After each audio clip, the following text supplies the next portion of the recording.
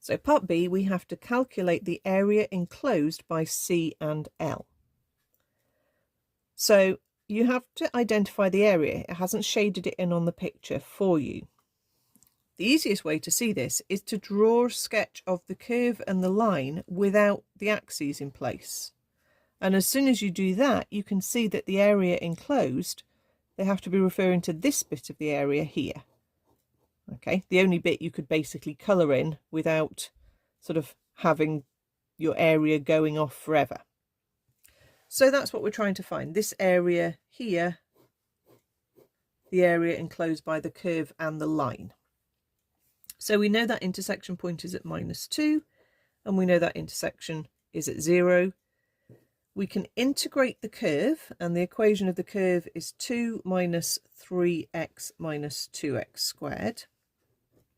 If we integrate the curve between -2 and 0, that will give us the whole area under the curve, so it will also give us the area of this white triangle, and then we can calculate the triangle in a minute and subtract that. So we've got to integrate, so number terms will integrate to numbers times x's. All other terms with x's, you've just got to write the existing coefficient and then integrate your x by making it go up a power and dividing by the new power. So we get that. You don't need a plus c because we're going to sub some limits in,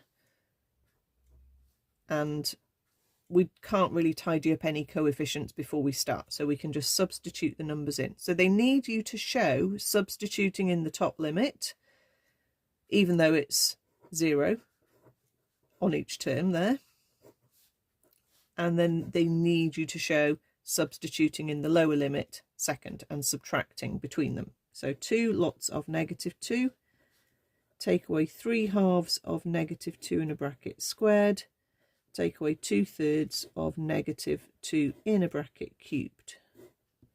So let's just work out this, being careful to use all the brackets. 2 lots of -2 minus, you could put that as 1.5 or 3/2, but make sure you put your -2 in a bracket as you square it, and then it will square the negative sign as well. And then minus 2/3 times, again in a bracket, -2, close the bracket, cubed, equals. Now that gives us -14/3. That's fine. The first bracket gave us a 0. Then the second bracket gave us -14/3. And 0 take away -14/3 is positive 14/3.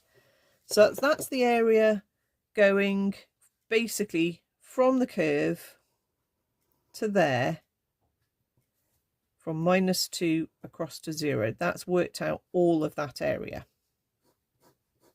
Okay, so now we need to work out the area of the triangle and subtract that and see what we have left.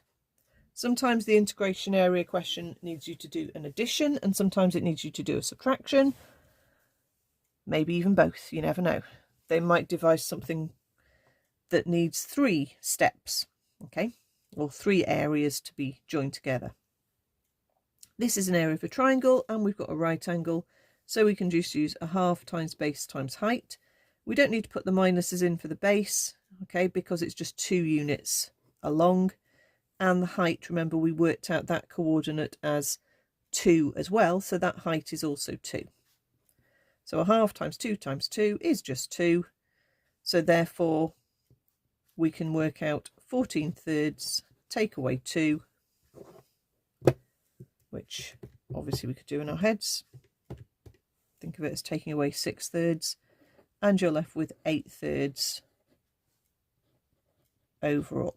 So the area enclosed by the curve and the line is 8/3 square units. And top heavy fractions are absolutely fine, or you can turn it into 2 2/3 if you want to.